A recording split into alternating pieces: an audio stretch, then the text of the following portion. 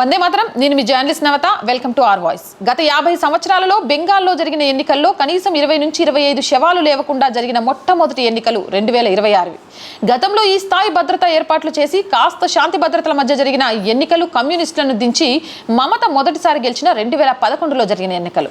అయినా అప్పుడు కూడా 15 నుంచి 20 మంది చనిపోయారు. అంటే బెంగాల్ ఓటర్లకు హింసా భయం లేని వాతావరణం కల్పించి ఎన్నికల్లో స్వేచ్ఛగా ఓటు వేసే పరిస్థితులు కల్పిస్తే ఖచ్చితంగా తమ అభిప్రాయం ఓటు ద్వారా చేస్తారని 2011 మరియు 2026 ఎన్నికలు రుజువు చేస్తున్నాయి.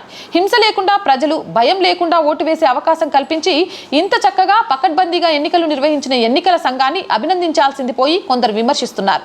టీఎన్ శేషన్ తర్వాత ఆ స్థాయిలో ఎన్నికల సంఘం అధికారులను పూర్తిగా ఉపయోగించుకొని సమర్థవంతంగా ఎన్నికలు నిర్వహించిన ఘనత ఎన్నికల కమిషనర్ జ్ఞానేష్ కుమార్ కి దక్కుతుంది. ఇక్కడ కొసమర్పు ఏంటంటే ఇప్పుడు కేంద్ర ప్రభుత్వం ఎన్నికల సంఘం కుమ్మక్కని రాహుల్ ముఠా మరియు మోడీ ద్వేషులు ఆరోపిస్తున్నారు. కానీ స్వతంత్రం వచ్చిన దగ్గర నుండి ఎన్నికల సంఘం ఎప్పుడూ ప్రభుత్వ విభాగం లాగే ఉండి ప్రధాని ఎలా చెప్తే అలాగే నడిచేది. ఈ మాట వేరే ఎవరో చెప్పలేదు. ఎన్నికల కమిషన్ గా ఎంతో పేరు తెచ్చుకున్న టీఎన్ శేషన్ ఈ మాట చెప్పారు.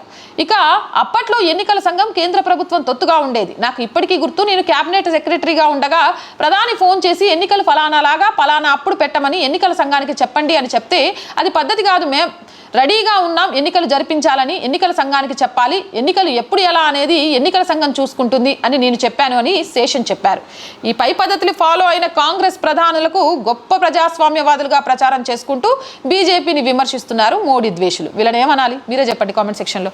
జై హింద్, జై Bharat. Our voice first week వచ్చింది. శాలరీస్ మిగిలిన వాటితో చాలా ఆర్థిక ఇబ్బందుల్లో ఉంది. మీరు మాత్రమే ఆర్ వాయిస్ నిలబెట్టగలరు. సపోర్ట్ చేస్తారని ఆశిస్తున్నాను. సపోర్ట్ చేయాలి అంటే సబ్స్క్రిప్షన్ పక్కనే జాయిన్ అనే బటన్ ఉంది. 1 to 5 లెవెల్స్ ఉన్నాయి. ఏదో ఒక లెవెల్లో సపోర్ట్ చేయండి. లేదా స్క్రీన్ మీద గూగుల్ పే, ఫోన్ పేతో పాటు అకౌంట్ డీటెయిల్స్ ఉన్నాయి. మీకు తోచిన సహాయాన్ని అందించండి.